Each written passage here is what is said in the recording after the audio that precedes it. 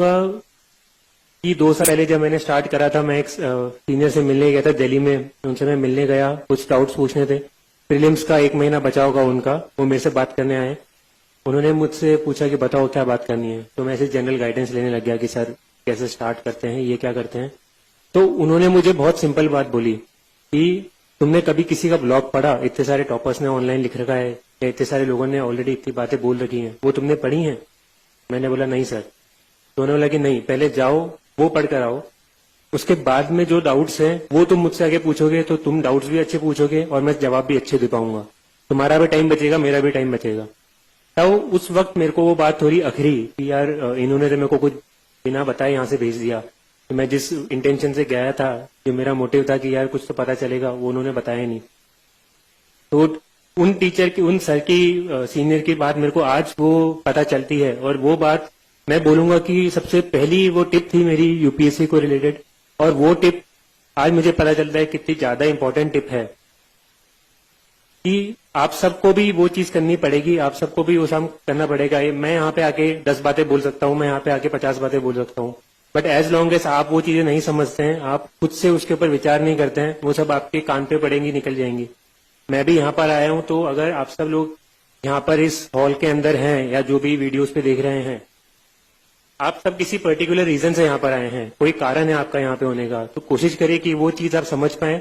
आप यहाँ पे कोई मूवी देखने नहीं आए कि हॉल में जाके 1-2 घंटे बैठ के मूवी देख के आ गए। यहाँ पे या कहीं पे भी इन जनरल लाइफ में ज्ञान बहुत जगह मिलता रहता है, ज्ञान बहुत सारे लोग बोलते हैं।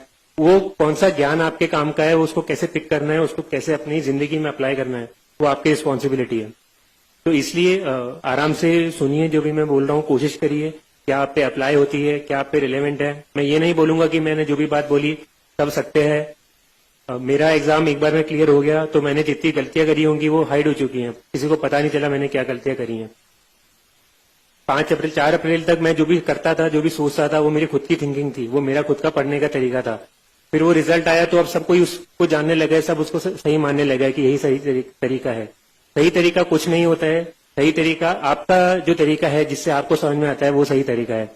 इसलिए जो भी, ना केवल मैं, आप कहीं से भी, इवन कोई टीचर भी या कोई भी फीडबैक आपको मिल रहा है तो आपको एक बार समझना है कि वो आप पे कितना लागू होता है। उसके बाद में ही आपको उसे अपने स्ट्रैटेजी के अंदर डाल के आगे बढ़ना है। कोई आपको यहाँ पे कोई जड़ी बूटी नहीं देगा कि यार ये चीज कर लो तुम एग्जाम क्लियर कर लोगे। जितेंद्र सर से कल बात बोली थी, इलाहाबाद में फेमस है, बाबा बनाते हैं। वो सब लोग फालतू की बोल के चले जाते हैं, बोलते कि ये कर लो वो कर लो, वो कुछ नहीं होता है। करना सब आपको है, ये एग्जाम पूरा आपका है। मैंने भी कोचिंग करी थी, उसके बारे में थोड़ा बताऊंगा, बट उसका भी एक लिमिटेड रोल था। उसके ऊपर मुझे भी साल भर बहुत मेहनत करनी पड़ी थी, उसके बाद में वो रिजल्ट आया था।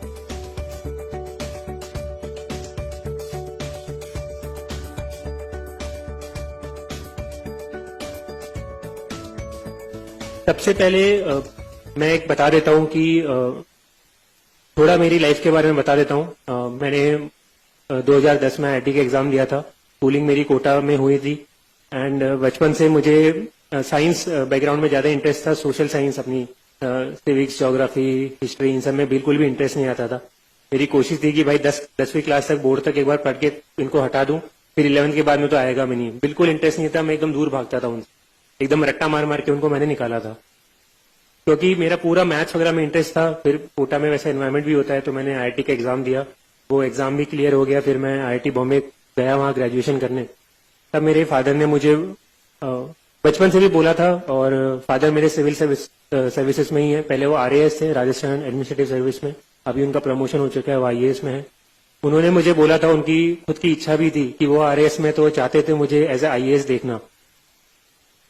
बट मैं क्योंकि उस एनवायरनमेंट में रहा था, बचपन से मैंने सारी चीजें देखी थी, तो कभी मुझे उसका अट्रैक्शन नहीं आया कि यार ये लाल बत्ती की गाड़ी क्या होती है, या ये सोशल स्टेटस क्या होता है, या ये रिस्पेक्ट क्या होती है। वो सामने दिखता रहता था। मेरे लिए वो घर की मुर्गी दाल बराबर जैसी चीज थी, मुझे कभी इंटरेस्ट नहीं था।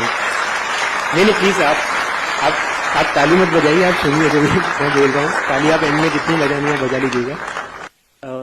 तो मेरा था कि ये चीज तो मैंने देख रखी है लाइफ में, मुझे कुछ और ट्राई करना है, मुझे खुद की जिंदगी बनानी है, मुझे खुद के पैरों पे खड़े होकर कुछ करना है। और मेरा था कि मुझे कभी तो इंडिया के बाहर जाके भी एक बार रहना है या काम करना है। उसी इंटेंशन से मैंने कॉलेज में पढ़ाई भी करी, अच्छे से पूरा ग्रेजुएशन वगैरह करा। और 2014 में जब मेरा फाइनल ईयर था, ग्रेजुएशन हुआ, तब मुझे सैमसंग साउथ कोरिया में जॉब ऑफर मिला था प्लेसमेंट्स में कॉलेज के अंदर। तो तब मुझे बहुत खुशी हुई कि यार बचपन से मेरी ये इच्छा थी, दिली इच्छा थी कि मुझे एक बार बाहर जाना है और वो अपॉर्चुनिटी मेरे सामने है। फिर मेरे फादर ने तब एक बार फिर से बोला कि तुम अभी ग्रेजुएशन कर चुके हो, तुम एलिजिबल हो चुके हो यूपीएससी लिखने के लिए, एक बार कोशिश करो। क्योंकि उन्हें पता था कि मेरे अंदर कितना पोटेंशियल है। मुझे खुद को लगता था कि यार ठीक है, एप्टीट्यूड वगैरह ठीक है, जनरल साइंस मेरे बस की बात नहीं है। मैं कभी न्यूज़पेपर भी नहीं पढ़ता था कि ये मुझसे कभी नहीं हो सकता।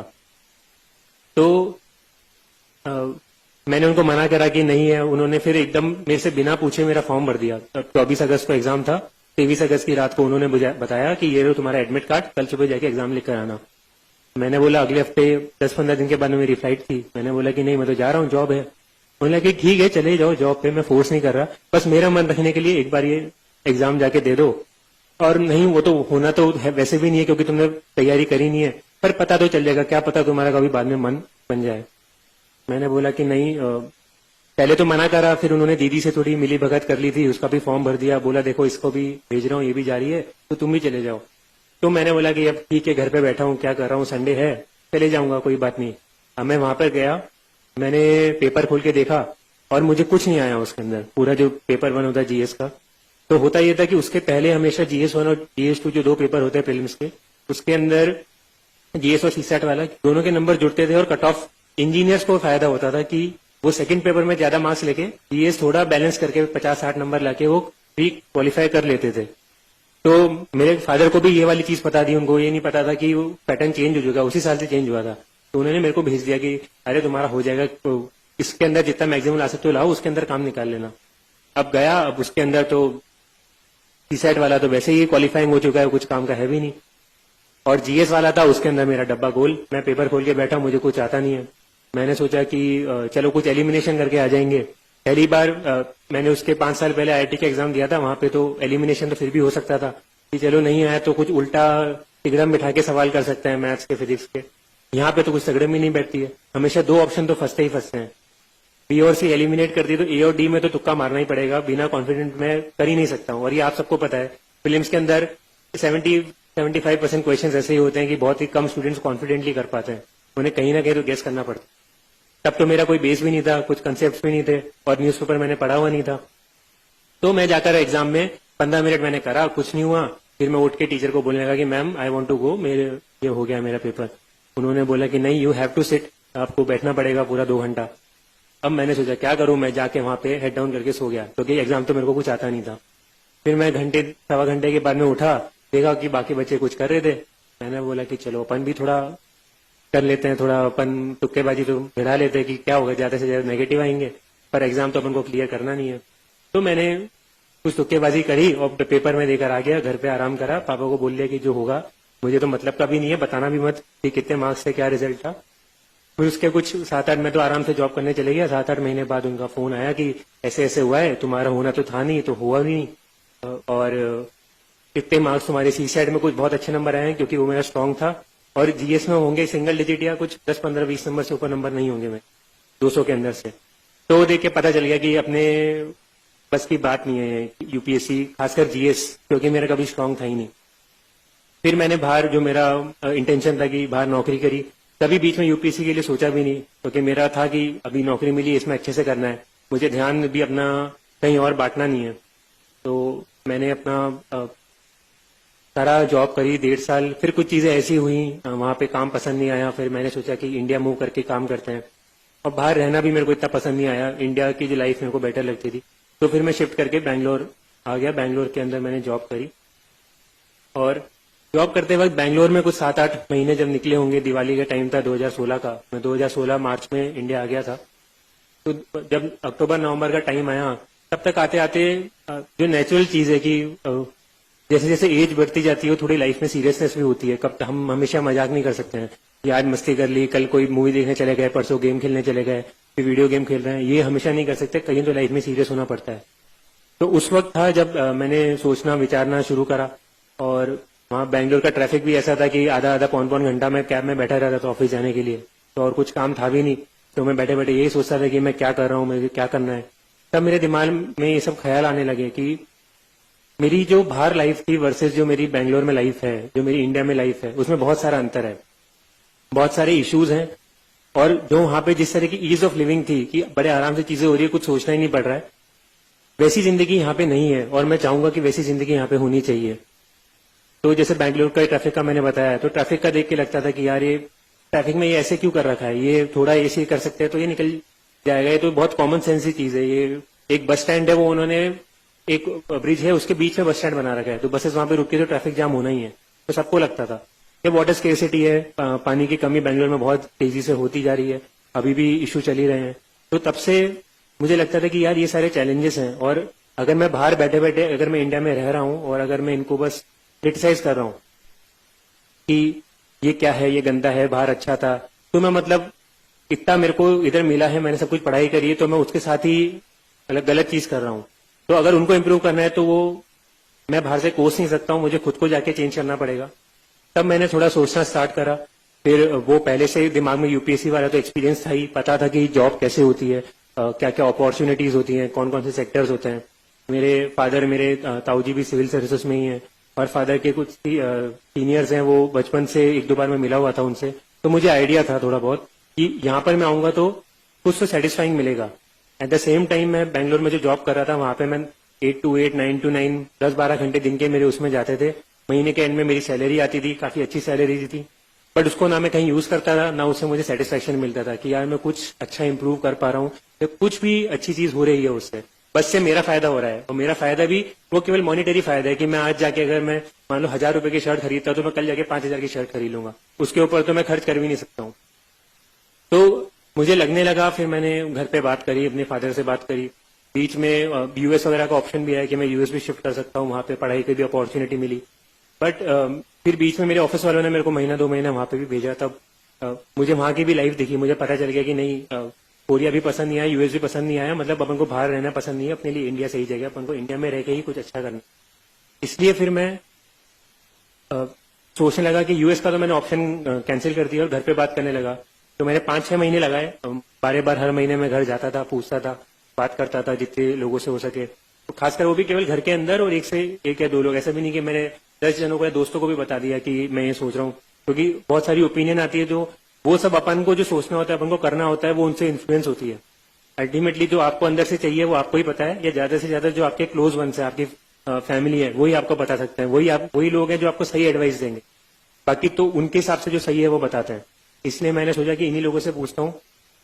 फिर सोच समझ के मैंने डिसाइड करा, बताया कि सब जगह पॉजिटिव नेगेटिव होते हैं, कि तुम सिविल सर्विसेज में भी आओगे तो ऐसा नहीं है सब कुछ अच्छा होगा, इश्यूज होंगे, लोगों को ट्रांसफर का बहुत टेंशन रहता है, कहाँ ट्रांसफर कर देंगे, या लोगों को पॉलिटिकल इंटरफेरेंस का डर रहता है, बहुत सारी चीजें होती हैं। वही मैंने बात करी तो उन्होंने बताया कि हर जगह पॉजिटिव्स नेगेटिव्स होते हैं।